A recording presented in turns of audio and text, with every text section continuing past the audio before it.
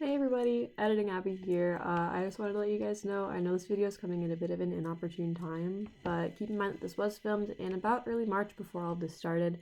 So I just wanted to let you guys know that's what's going on. I hope everybody's having a safe and healthy time at home, and enjoy the video. Hi everybody, I'm Abby, this is Sunny D Writes. Today we're talking about what it's like to write and be a student at the same time. Whether you're in high school or in college, whether you're in person or remote, being a student and trying to write a novel at the same time can be incredibly difficult. So I'm making this video to share some of the tips that I've learned being a writer and being in college at the same time. A lot of what I've learned about being a writer in college carries over from what I've learned about being a writer in high school. As long as you're a student, as long as you're learning and trying to write something at the same time, these tips probably apply to you. Today I'll be focusing especially on making priorities, setting goals, and finding time to write. So without further ado, let's jump right in. Number 1.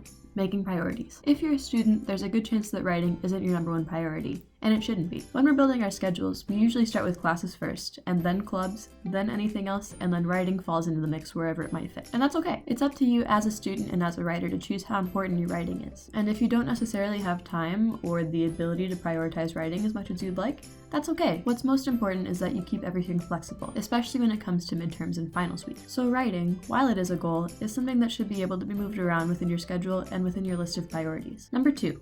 Creating goals. Everybody has a goal for their writing, whether it be big or small, or whether that goal is a stepping stone to another goal or something in and of itself. While you're figuring out the dynamic of the semester or the quarter or the year, start small with those goals. So while you may want to have one overarching goal for the entire semester or the entire quarter or the entire year, you want to make sure you know what you're getting into academically first. That's why it's important to start off with smaller goals like I want to hit this many words in one day, or I want to write for this many minutes in a week. The two biggest ways that I've seen to create these goals is by using quotas or by using scheduling. And there are pros and cons to both. With a quota, you're just working for a certain amount of time or minutes. And because you have that set number, it's really easy for us to reach that set number and then stop. Just give up for the rest of the day or the week or whatever you have set. Writing quotas can be more realistic because you're working for that one concrete concept. But a lot of the time, the writing can lack meaning because you're just working for that one number as opposed to building on your story. I'm sure you all know what scheduling is. It's just when you set out a certain amount of time in your day or your week to get writing done. This is a really good opportunity for you to let your ideas flow, but it can be a problem because if you're just sitting there during your scheduled time for writing and you're browsing through Twitter, then that's not exactly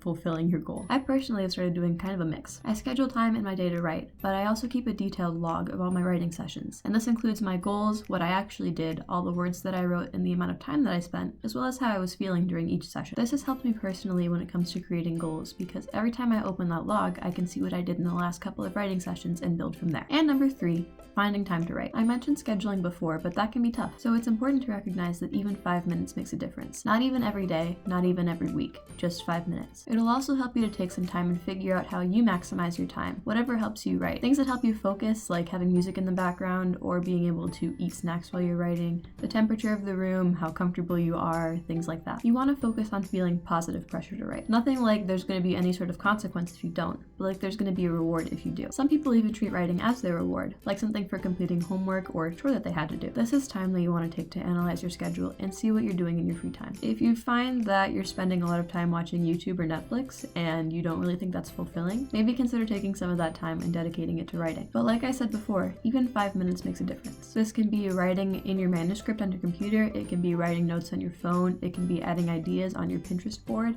Anything that contributes to your project is going to help you out. I know firsthand that being a writer and a student at the same time isn't easy, and I don't know that it ever will be. And it's okay if it's ever especially tough for you to find the time to write, but just remember that no matter what, that document's always going to be there. As students, our number one priority should be academics, and so that's usually what we should prioritize in terms of scheduling and goals. So as much as we want to make progress in our writing, and as much as we want to find success there, it's important that we don't let that want overrule everything else. So that's all I've got for today. If you have any comments or follow-up questions, be sure to leave them down below or my blog over at Sunny D Writes. And until next time, happy writing!